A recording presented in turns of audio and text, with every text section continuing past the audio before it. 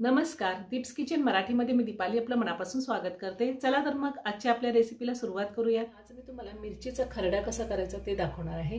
मिरचीचा खरडा करण्यासाठी मी इथे 20-22 मिरच्या घेतल्यात आणि त्या अशा कट करून घेतलेल्या आहेत। 20-22 लसणाच्या पाकळ्या,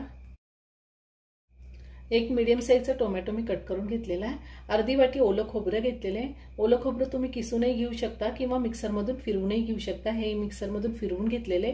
ओल्या खोबऱ्याच्या ऐवजी तुम्ही वाळलेलं खोबरं सुद्धा अर्धी वाटी वापरू शकता। थोडी कोथिंबीर घेतली, एक छोटा चमचा जिरे, 2 ते 3 चमचे आपल्याला तेल लागणार आहे, चवीनुसार मीठ। सगळ्यात आधी आपण तेलावरती ह्या मिरच्या परतून घेऊया। मी गॅसवरती लोखंडी तवा घेतलाय, त्यावर आपल्याला मिरच्या परतून घ्यायच्या आहेत। तेल टाकलंय, आता आपण मिरच्या घालूया।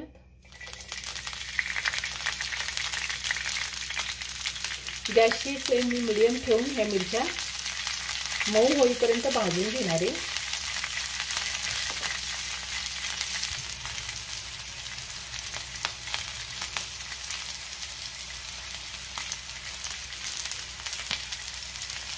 दोन ते 3 मिनिटं मिरच्या व्यवस्थित परतून घेतलेले आहे। आता त्यामध्ये मी लसूण घालते आणि लसूणही आपल्याला परतून घ्यायचा आहे। त्यातच आपल्याला जिरे घालायचे,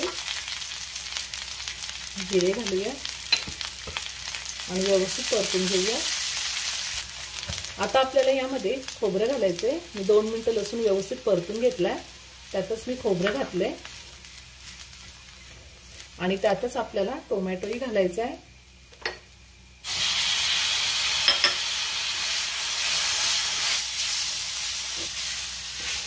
टोमॅटो सुद्धा मी 2 मिनिटं व्यवस्थित परतून घेतलाय। आता चवीनुसार मीठ घालूया आणि कोथिंबीर घालूया।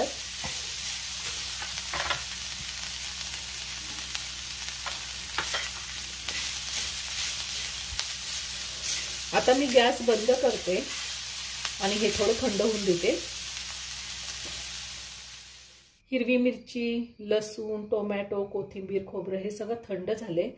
जास्त थंड नाही करून घेतलं मी, अगदी थोडं थंड करून घेतलेले। आता ते मी असं बारीक करून घेते। आपल्याला वरवंटा किंवा खलबत्ता घेऊन त्यामध्ये बारीक करायचे। तुम्ही मिक्सरलाही फिरवून घेऊ शकता। मिक्सरला जर तुम्ही फिरवून घेणार असाल तर थोडंसं जाडसरच फिरवून घ्यायचंय, पण असं वरवंट्याने किंवा बत्त्याने आपण खरडून घेतलं तर खरडा एकदम छान होतो, छान चव येते त्याला। तुम्ही जर अजून माझं चॅनल सबस्क्राइब केलं नसेल तर नक्की सबस्क्राइब करा आणि शेजारी बेल आयकॉन क्लिक करा, म्हणजे मी ज्या रेसिपी अपलोड करते त्याचं नोटिफिकेशन तुम्हाला मिळेल आणि तुम्ही माझ्या रेसिपी बघू शकाल। आपला खरडा तयार करून झालेला आहे। आता मी तो एका प्लेटमध्ये काढून घेते।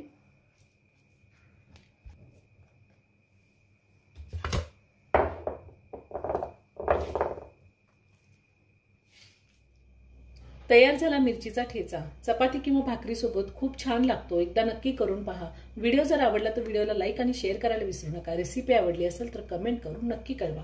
पुन्हा भेटूया अशाच एका छानशा साध्या आणि सोप्या रेसिपी बरोबर। धन्यवाद।